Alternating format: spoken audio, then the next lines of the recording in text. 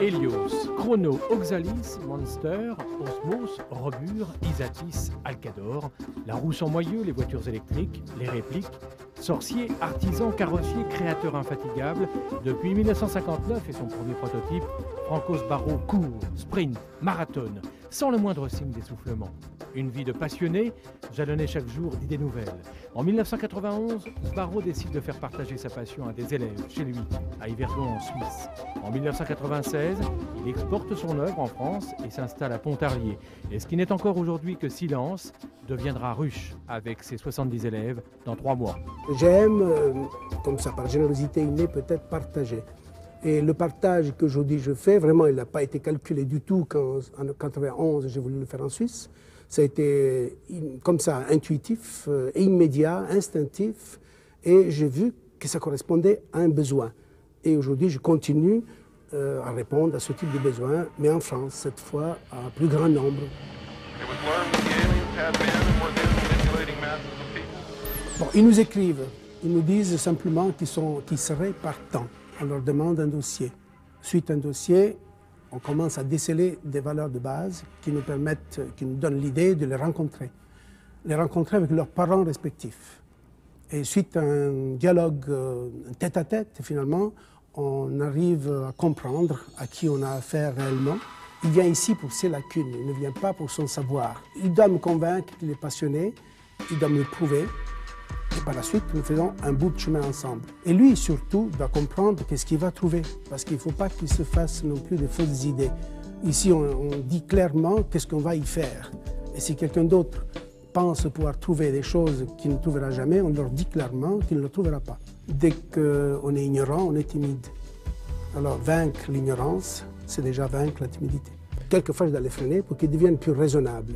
En fait, ça devient des rêves soulignés par le savoir-faire. Et dès que quelqu'un commence à penser voiture de course et il voit que lui-même a été capable de fabriquer une suspension, il regarde les voitures avec d'autres yeux, beaucoup plus intéressés, beaucoup plus intéressants aussi. Pas qu'ils soient les rêveurs marginaux qui embêtent tout le monde finalement comme des artistes incompris. Il faut que ce soit des gens qui comprennent eux-mêmes d'abord avant de se faire comprendre par les autres. La jeunesse, elle est pleine d'espoir, mais de désarroi aussi. Parce que nous, d'un certain âge, nous devrions servir finalement comme des guides en disant « j'ai réussi, pourquoi pas toi ?» Je me mets à la place de ceux qui vous écoutent depuis tout à l'heure. Ils doivent se dire « chez Sbarro, tout est beau, mais il y a obligatoirement quelque part un défaut. » Un grand défaut. Lequel? Je demande à chaque jeune qui s'engage totalement, une année à fond, ce qui implique finalement des contraintes. On ne peut pas s'imaginer qu'il gère mal son temps et qu'il soit présent chez moi. Ça ne veut pas dire qu'il doit faire une vie de moine, mais presque. On imagine mal des week-ends incontrôlés être disponible encore le lundi matin. Directeur d'école, chef d'entreprise et puis père de famille, comment ils vous conçoivent par la suite vos élèves? Comme un ami, comme... Un ami, oui, un ami qui tantôt il est père de famille, tantôt père fouettard aussi, parce qu'il faut aussi être rigoureux avec bien des choses. Et quand on s'impose un programme, il faut le tenir, parce que la créativité passe aussi par la rigueur. Je demande ponctualité, persévérance, respect. Il y a un rituel. Ce rituel-là, c'est ponctualité, rigueur, persévérance. Si on oublie ça, tout se dégonfle.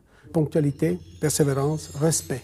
Alors vous êtes en train de nous dire là que finalement, l'automobile, si elle n'est pas faite pour tous les élèves qui viennent ici, en tout cas, cette école est une école de la vie.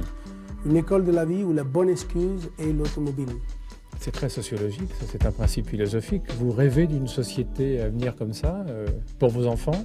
Oui, je rêve pour mes enfants, j'ai rêvé pour moi-même, j'ai réussi à quelque part à communiquer aussi, mais tout en sachant quand même que tout ne se limite pas au blablabla. Donc sans preuve de nos envies, tous ces discours se dégonflent.